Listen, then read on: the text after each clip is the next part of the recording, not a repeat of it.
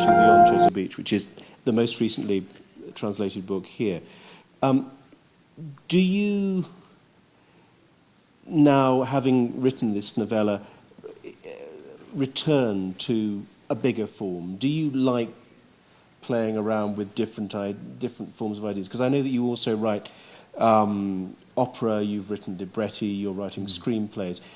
In your assessment of your own career, if you even think in such terms, do you consciously seek to leaven your workload with different media? And how does writing a screenplay, however much time you spend on it, affect your prose next time you come to write a novel? I think I've ended up alternating between historical books and books in the present. I mean, that certainly feels like that way this last 15 or 20 years. Engaging with the present is both irresistible and difficult.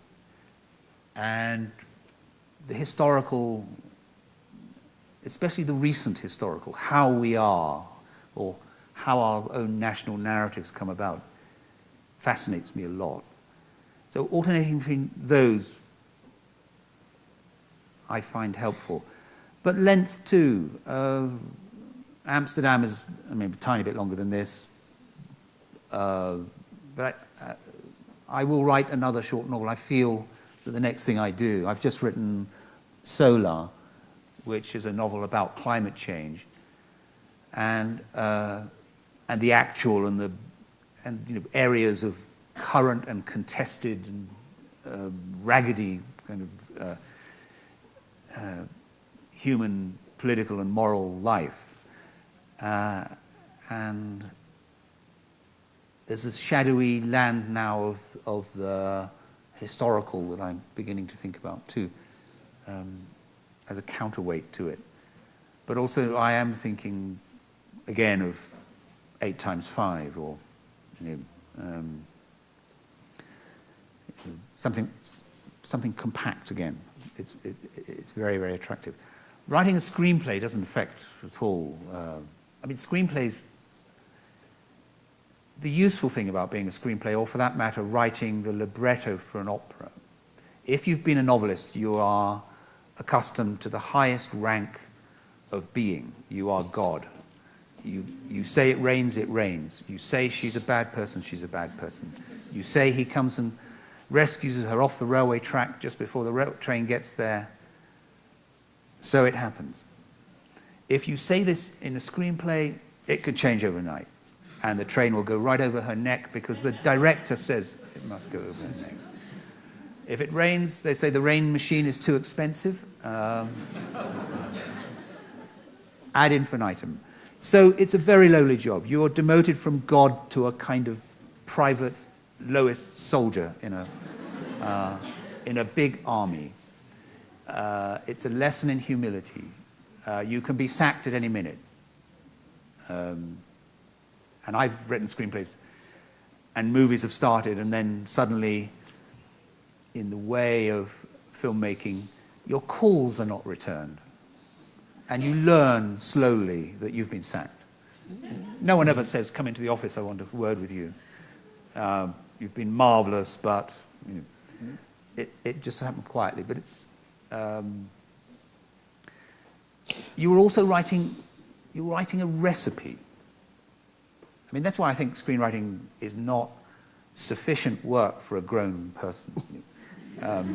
Although I think writing recipes is a grown, but it's not enough.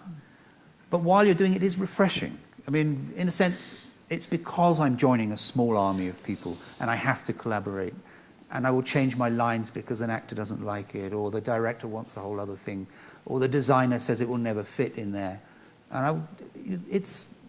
But don't you find end of solitude. That there are some things, aside from the collaborative work, that you can do in film that are a richness? Like, for example, which we were briefly talking about before coming on stage, the score for Atonement, which incorporated brilliantly the sound of the typewriter. Yeah, not my idea, and a lovely idea. So it adds, it was the idea of the director, And I thought it was a terrible idea, but I said nothing. But when we heard when they recorded the score, I thought it was fantastic. So it's that. It's the attraction really of writing screenplays is to collaborate with other people and throw your ideas into a pot. And so the wording of a screenplay, well, most screenplays are tied to a very, very unconscious and automatic realism. It is the language of everyday speech. It does not have metaphor. It does not have similes. Now and then someone has what Hollywood calls a moment when the truth is spoken in the seventh reel. And all it has to have is cogency, urgency. But it's not blank verse. It's not the language of Shakespeare. So, although now and then we might like to read the screenplays collected of Harold Pinter, the screenplay does not have an independent literary existence. I mean, it is. Okay.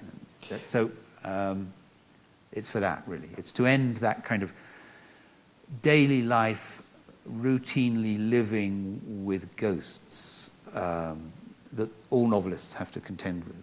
But it's like coming out to play.